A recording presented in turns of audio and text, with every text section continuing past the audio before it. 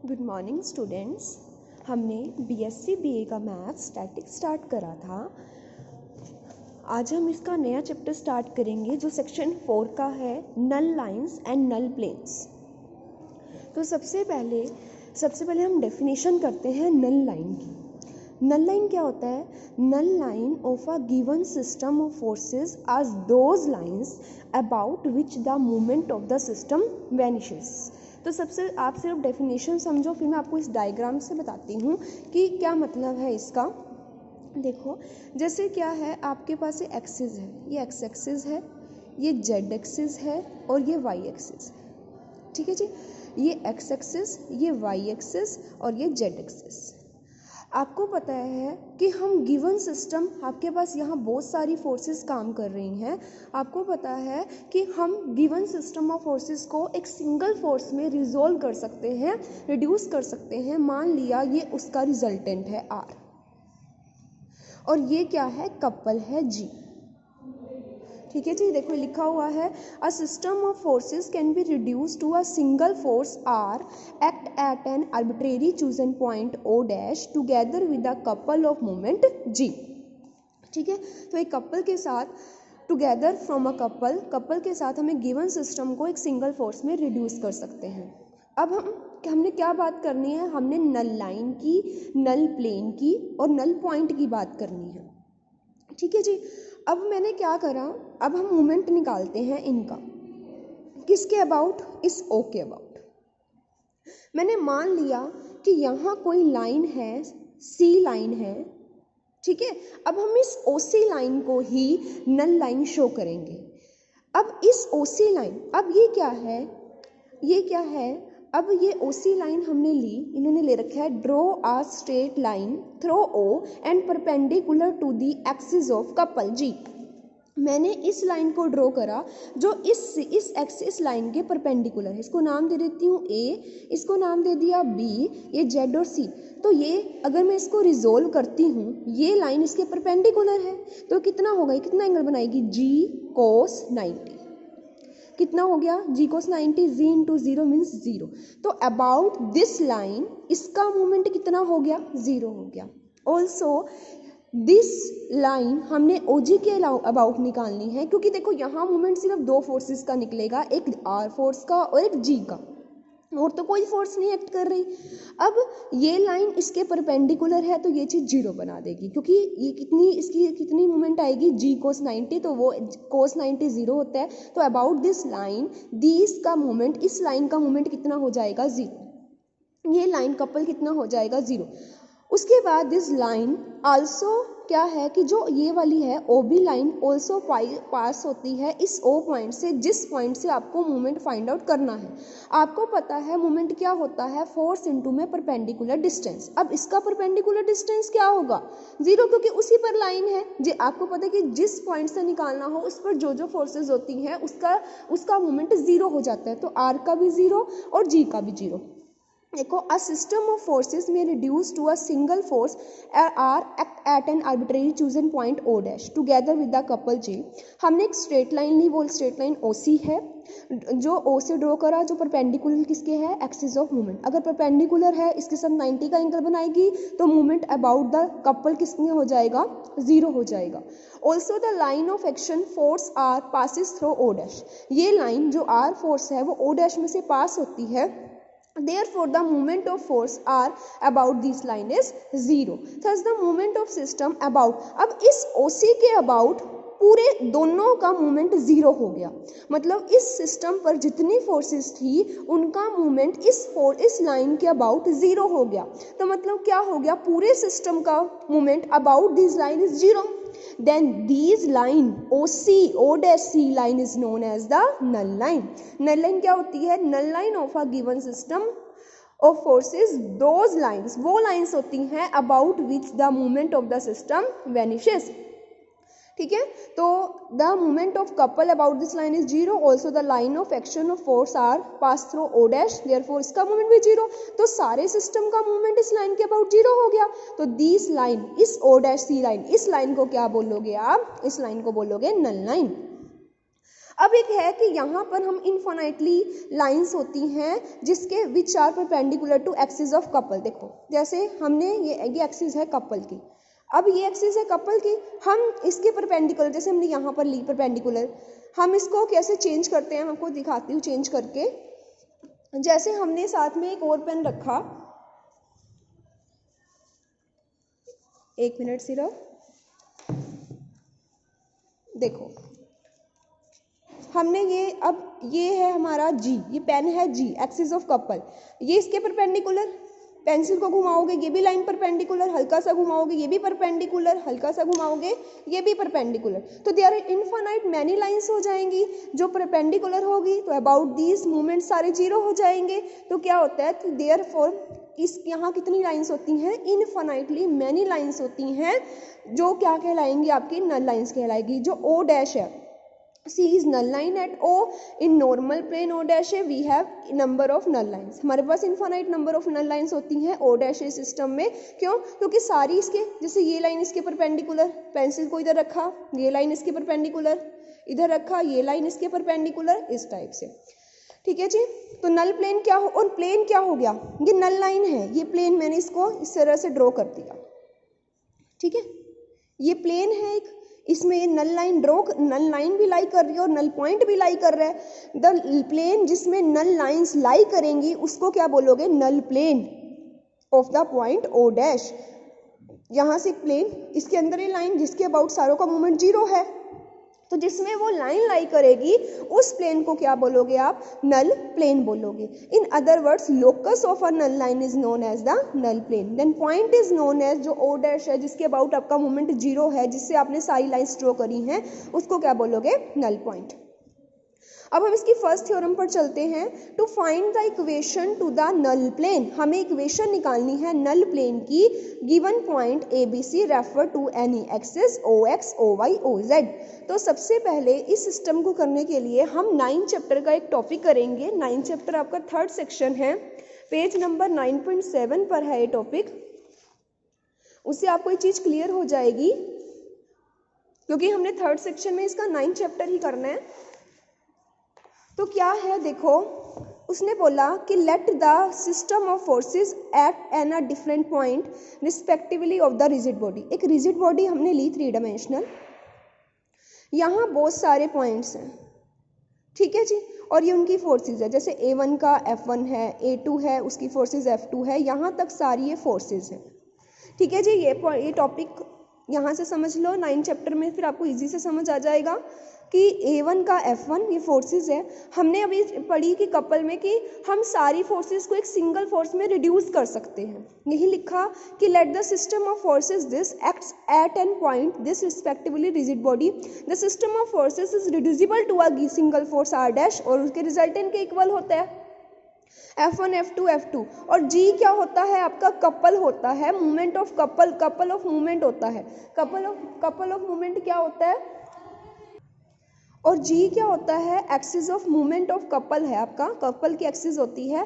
और इसका क्या फॉर्मूला होता है, A1 होता है पोजीशन वेक्टर, जैसे ये पोजीशन वेक्टर A1 इंटू में फोर्स F1, A2 इंटू में F2, इस टाइप से। तो G की ये वैल्यू होती है, A are the position vector of AR। The force act on a body equilibrium if and only if, force किसी बॉडी की, कोई बॉडी इक्विलिब्रियम में कब होती है, जब उसका रिजल्टेंट जीरो हो और उसका कपल जीरो हो। F1 लेट कर लिया, AR लेट कर लिया फर्स्ट एंड थर्ड से। फर्स्ट क्या है, ये है R किसके इक्वल है, F1 F2। अगर R जीरो, सारी फोर्सेस का सम जीरो, सारी फोर्सेस जीरो, तो सारी फोर्सेस अलग अलग भी, तो सारी फोर्सेस का sum zero, FR zero, FR zero, summation of FR zero, क्योंकि समीशन ऑफ FR का मतलब क्या है, F1 प्लस में F2 प्लस में F3 F4 up to Fn तक। तो ऊपर से ये सारे जीरो, तो ये चीज़ जीरो, अगर ये चीज़ जीरो है, सम जीरो, तो सारे अलग अलग आपके जीरो हो जाएंगे। ठीक है जी, उसके बाद देयरफॉर XR का XR मतलब सारे XR zero, X zero, Y zero, Z zero. तो यहाँ से इनकी वैल्यूज, वेयर X किसके इक्वल है, समीशन ऑफ XR, Y किसके इक्वल है, समीशन ऑफ YR, Z किसके इक्वल है, समीशन ऑफ ZR। तो AR इंटू FR निकाल रखा है। तो मेन हमने आज सिर्फ टॉपिक में ये यूज़ करना है कि L क्या होता है, Y क्या होता है, Z क्या होता है, इस इक्वेशन का यूज़ करना है। ठीक है जी। अब हम चलते हैं, ये 9 चैप्टर में से देखेंगे कि इस टॉपिक को और थोड़ी एक्सप्लेन करेंगे। अब हम जो इसका जो हमें काम है, हमें इस इक्वेशन का है सिर्फ नल लाइंस में, तो हम देखते हैं इसको। देखो हमारे पास आ गया L ये आ गया, M ये आ गया, N ये आ गया। अब देखो हमने क्या करना है इस टॉपिक में। मैंने क्या करा, पहले मैं डायग्राम बताती हूँ। हमने एक एक्सिस ली, ये क्या है, ये O पॉइंट है, ये X पॉइंट है, ये Y पॉइंट है, ये Z पॉइंट है, और ये आपका क्या है, Y पॉइंट है। ठीक है, उसके बाद क्या है, हमने ये एक्स एक्सिस है, हमने यहाँ पर हमने पता है कि हम रिजॉल्विंग कर सकते हैं number of system of forces को एक सिंगल फोर्स R में और एक मोमेंट ऑफ कपल G में। ठीक है जी। अब हमने क्या करा, हमने इसको, ये क्या है, ये एक्सिस है, ये क्या होता है, L होती है, यहाँ पर हमने पिछले चैप्टर में देखा है, और ये क्या होती है, अब इसकी वैल्यू भी हमने निकाली है। एक्स L क्या होता है, दिस M क्या होता है, और ये होता है, तो ये किसके, यहाँ पर N होगी आपके पास, और ये क्या होगी, डायरेक्शन कोसाइंस आपकी यहाँ पर क्या होगी, N होगी। लिखा है directions ratios of the axis of the resultant couple is this. तो ये आपकी डायरेक्शंस रेशियोज है अबाउट किसके, रेशियोज L है एक्स एक्सिस के अबाउट, M है वाई एक्सिस के अबाउट, और N है जेड एक्सिस के अबाउट। तो हमने क्या करा, अब इसके पैरेलल एक और फोर्सेस ली, सिर्फ इसके पैरेलल ही हमने यहाँ पर एक एक्स एक्सिस के पैरेलल एक फोर्स ली, एक जेड एक्सिस के पैरेलल ली, और एक वाई एक्सिस के पैरेलल ली। ठीक है जी। अब देखो पैरेलल है, तो आप मान लिया कि जो ये फोर्स है, ये रिजल्टेंट है, एक्स एक्सिस के साथ अल्फा एंगल बना रहा है। तो आपने ये रिजल्ट पढ़ा है कि अगर यहाँ पर अल्फा एंगल बनता है तो यहाँ भी अल्फा बनेगा, एंगल की प्रॉपर्टी है। तो अगर यहाँ अल्फा है तो यहाँ भी अल्फा बनेगा, तो मतलब सेम एंगल बनाएगा, रिजल्टेंट सेम रहेगा, सारी एक्सिस पैरेलल है, तो आर पर तो कोई इफेक्ट नहीं आएगा। जी पर देखते हैं, क्या जी पर इफेक्ट आता है, जी होता है पोजीशन वेक्टर, जी निकालते हैं पोजीशन वेक्टर की हेल्प से। तो पहले जी पोजीशन वेक्टर ये था, XR था, अब पोजीशन वेक्टर ये रह गया। ये मान लिया कोई इसने दे रखा था आपके पास, गिवन था कि आपने क्या करना है, to find the equation of null plane at point ABC refer to any axis OX OY OZ। तो हमने यहाँ पर कोई और, ये पहले आपके पास एक्सिस दे रखी थी, हमने यहाँ पर एक पॉइंट लेट करा, उस पर हमने एक एक्सिस ड्रॉ करी, हमने देखा कि सारे पैरेलल आ रहे हैं, यहाँ तक कि रिजल्टेंट भी सेम है। लेकिन क्या फर्क पड़ा, जी फर्क पड़ा। आपकी बुक में डायरेक्ट कर रखा है टॉपिक, जी फर्क पड़ा। पहले आपका ये XR था, अब ये इतना कम हो गया, A कम हो गया, ये आपका ये कम हो गया, पोजीशन रेशो क्या हो गई, ये बची, ये क्या है, XR minus A, YR minus ZR minus C, YR minus B। अब ये पॉइंट्स आएंगे आपके, ठीक है। तो यहाँ पर देखो, तो L डैश पहले डायरेक्शंस रेशोज ये थी आपकी, अब चेंज होगा डायरेक्शंस रेशो में। अब इसमें क्या होगा, सिर्फ YR की जगह YR माइनस B आ जाएगा, ZR की जगह ZR माइनस C आ जाएगा। इसकी कैलकुलेशन करोगे, इसको ओपन करोगे, YR minus ZR B minus C, इस टाइप से YR ZR as it is, minus में दिस ZR Z के इक्वल होता है, ये Y के इक्वल होता है। तो इसको सोल्व करके आपके ये चीज आ जाएगी। सेम निकालोगे आप इसी तरह से M डैश, और सेम निकालोगे आप N डैश। तो या फिर आप इसको यहाँ तक सोल्व करके आप इसको लिख सकते हो सिमिलरली, M डैश ही आएगा, N डैश ही आ जाएगा। ये क्या आई आपकी, डायरेक्शंस रेशोज आई, किसकी आई, रिजल्टेंट ऑफ कपल की इस पॉइंट पर। बट द नल लाइन, अब देखो आपको एक चीज, नल लाइन क्या होती है, जैसे ये मान लो नल लाइन्स क्या होंगी, ये आपकी G है, नल लाइन होती हैं जो इसके नॉर्मल होती है, मान नॉर्मल ये चीज होगी। देखो ये नल लाइन है, इसके परपेंडिकुलर ये नॉर्मल है, ये कोई पॉइंट है ABC, यहाँ एक और पॉइंट लेट कर लिया XYZ। तो नल लाइन ये क्या होती है, परपेंडिकुलर होंगी आपस में, क्योंकि नल लाइन्स हैं इसके, नॉर्मल होंगी, तो इसका क्या रिलेशन होता है, ये लाइन होगी, इसकी इक्वेशन फिर ये बनेगी, क्या होगी, x माइनस A इंटू में L डैश, इसकी directions ratio, plus Y minus में B into M dash, plus Z minus C into में N डैश। फिर L dash M dash N dash की वैल्यू पुट कर लोगे, ये किसकी इक्वेशन आ जाएगी, आपकी नल प्लेन की आ जाएगी।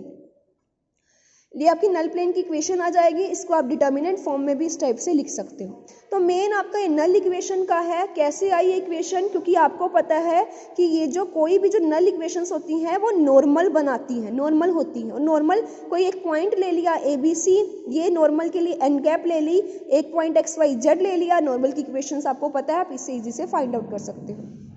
ठीक है जी। अब थर्ड टॉपिक बहुत इजी है, सेम है, आप इसको खुद ट्राई करोगे। कुछ नहीं कह रखा, नल पॉइंट दे रखा है, नल पॉइंट फाइंड आउट करना है ऑफ द प्लेन का for the system of forces this है। तो नल प्लेन ये है, अगर कोई पॉइंट इसमें से पास हो रहा है, मान लिया कि ये पॉइंट इसमें से पास हो रहा है, तो इसको सेटिस्फाइड करेगा equation of null plane through इस पॉइंट। ये नल प्लेन की इक्वेशन आपको याद रखनी पड़ेगी। अब पॉइंट क्या है? x dash y dash z dash. यहाँ पॉइंट क्या था? ABC।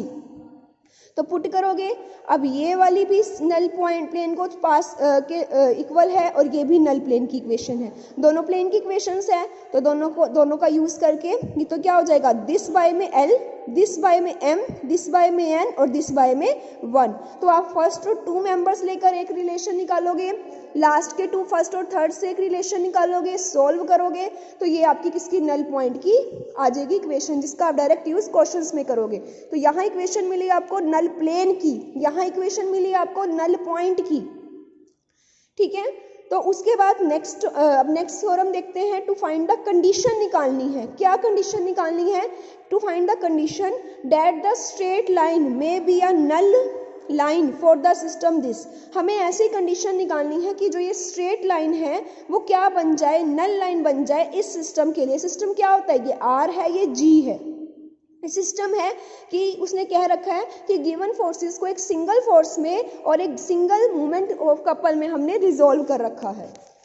तो अब देखते हैं, let the system reduce to be R dyname. इसको नाम दे देते हैं डायनम। डायनेम मतलब कि हमने सिस्टम को एक सिंगल फोर्स और सिंगल कपल में रिड्यूस कर दिया for any system. FG point है, तो कंपोनेंट्स हैं, ये ऊपर से वहीं से ले रखा है जो मैंने आपको लेके दिखाया था, वहाँ पे ABC थे, यहाँ पर G और H पॉइंट ले रखे हैं। ये इक्वेशन आ जाएगी। Therefore directions ratio of the resultant of couple at this and this है, but the directions ratio of the line this है। And if this is a null line of the system, अगर ये नल line है system, तो इसका product सम ये वाली L into में L dash plus M into M dash, ये 0 जाएगा। या पहले सारा टॉपिक कर चुके हो, इसमें कुछ नया काम नहीं है, तो इसको सोल्व करोगे, यहाँ से आपका आंसर आ जाएगा। ठीक है जी, तो बहुत इजी काम है, कुछ नया काम नहीं है इसमें, तो आप इसको खुद ट्राई कर सकते हो। मेन समझने वाला काम आपकी पहली थ्योरम थी, जिसमें पूरा एक्सप्लेन मैंने आपको कर दिया है कैसे कैसे लेने हैं। अगर फिर भी कोई डाउट आए तो आप इसको पूछ सकते हो। ठीक है, तो अब इसकी एक थ्योरम रह गई है, टू फाइंड द। इसकी थ्योरम्स मत छोड़ना, कोई भी थ्योरम्स बहुत इजी हैं और सारी क्वेश्चंस बेस पर, क्योंकि सारी अगर थ्योरम्स करोगे तभी क्वेश्चंस होंगे आपके। ठीक है जी, तो इस थ्योरम को आप एक बार खुद ट्राई कर लेना। इसमें भी क्या बताना है? To find the equation of conjugate line बनानी है। कंजुगेट लाइन की इक्वेशन बनानी है आपको, इसको एक बार ट्राई करना, वही आपको इस टू फाइंड द इक्वेशन, तो इस टॉपिक को आप ट्राई करना, अदरवाइज मैं इसके नेक्स्ट लेक्चर में करवा दूंगी आपको। Thank you.